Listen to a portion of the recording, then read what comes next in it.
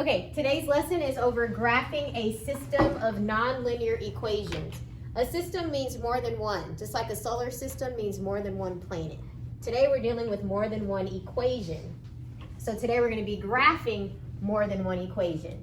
And we're doing nonlinear equations. So we're going to include quadratics in this, okay? Here's our first problem. To graph the quadratic, you need to find the vertex. So to find the x value of the vertex, you do negative b over 2a. Your b value is 8, and your a value is negative 2. So we're going to substitute that into our formula. We have an 8 and a negative 2. So this becomes negative 8 divided by a negative 4, which is a positive 2. This is the x value of your vertex. We need to find the y value of the vertex. So we're going to plug this 2 back into the original equation. Go ahead and do that on your own. Let me know what you get.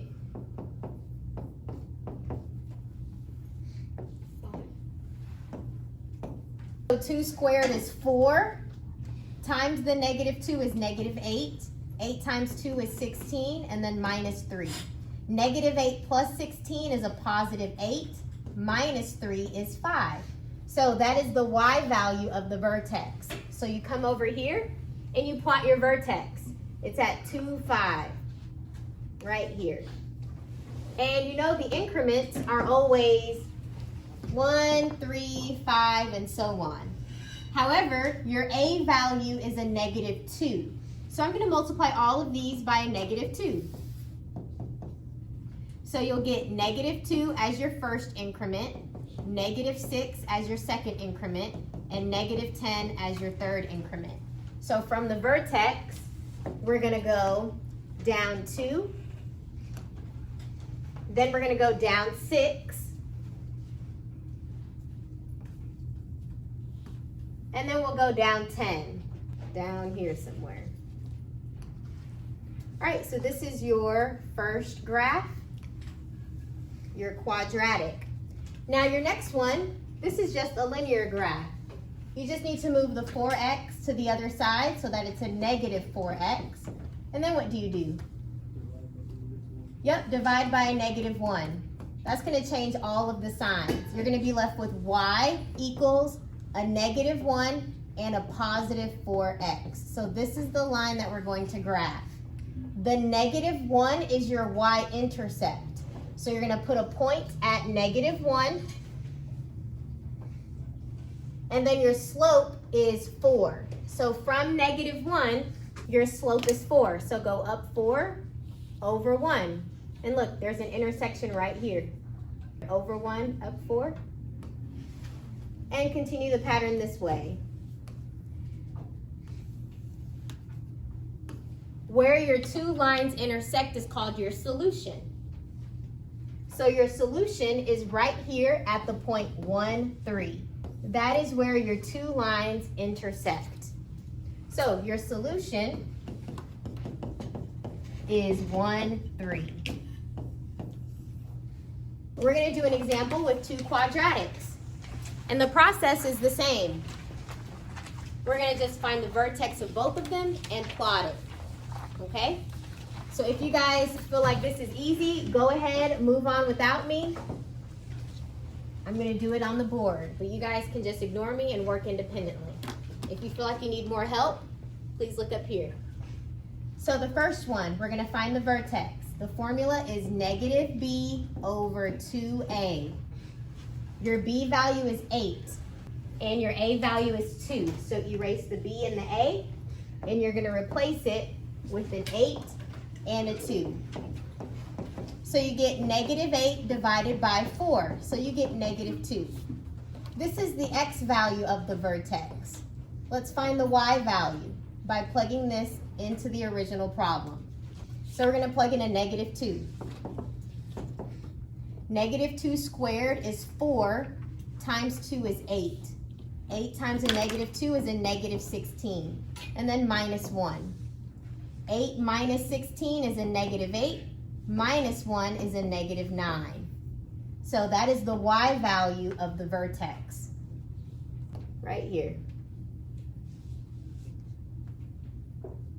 Now the increment pattern is always 1, 3, 5, 7, 9, and so on.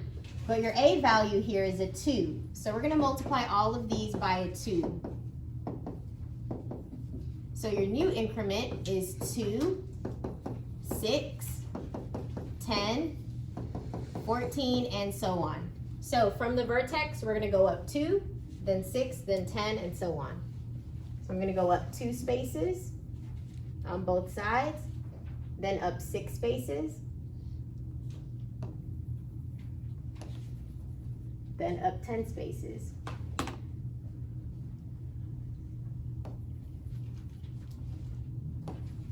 Right, so this is your first graph. And it's the same process for the second graph. In this case, your B value is a 2. So I'm going to put a 2 right there. And your A value is 1. So you get negative 2 over 2, which is just negative 1. Negative 2 divided by 2 is negative 1. This is the X value of the vertex. To find the Y value of the vertex, we have to plug negative 1 into here. Here's this equation. We're going to plug in a negative 1. Negative 1 squared is a positive 1. 2 times negative 1 is negative 2. And then you have minus 9. 1 minus 2 is a negative 1. Minus the 9, you get negative 10. So that's the Y value of this vertex. Now just plot it.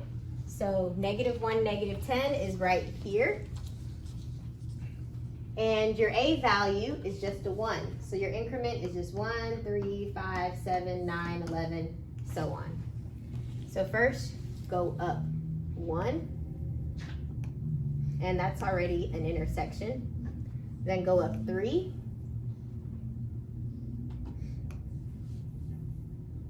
Then you go up 5. Oh, that's another intersection. 1, 2, 3, 4, 5. Then go up 7. And 9, and so on. So this is your graph. So this has 2 intersections. One is right here at negative 4, negative 1. And this one is at negative 2, negative 9. These are your 2 solutions. These are the 2 points that both lines share. We solved a system by graphing it and finding the intersections. Now we're going to do that same thing, but algebraically. I'm going to write my linear one. Instead of a y, I'm going to put a space there and then the equals 1. Now notice, there is a y right here, and on the second line, they tell you what y is equal to. Well, y is equal to all of this. So I'm going to write all of this in place of y. Here's x squared. 2x minus 8x is minus 6x. And move this 1 over on this side, so it becomes a minus 1. 6 minus 1 is 5.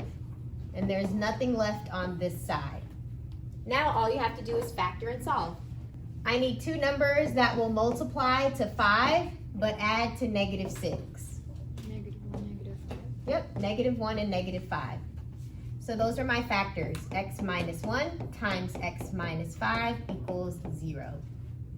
Now to solve it, just set this factor equal to 0 and solve. So you'll get x is equal to positive 1. This one, if you solve, you'll get x is equal to 5. Do I have everyone? Okay. All right, so we found the x values where these graphs will intersect. Now I just need the y values because I need a coordinate. Okay? So we're going to plug these x values back into one of these original problems. It doesn't matter which one you pick because they both share this point. So it doesn't matter which one you pick. I'm going to pick the smaller one though, the shorter one. So I have 2x plus y equals 1. And I'm going to use this first x value. Plug in a 1. 2 times 1 is 2, plus y equals 1. Subtract 2 from both sides. You get y is equal to negative 1. So the x value was 1, and you got the y value, negative 1. This is the first point where they'll intersect. Let's find the other point where they're going to intersect. Now let's try the 5. So I'm going to use the same equation. 2x plus y equals 1. This time we're going to plug in a 5. 2 times 5 is 10. Subtract 10 from both sides. You get y is equal to negative 9. So your other point, the x value is 5, and your y value is negative 9. So these are your solutions. You have 2 solutions, 2 places where your graphs intersect.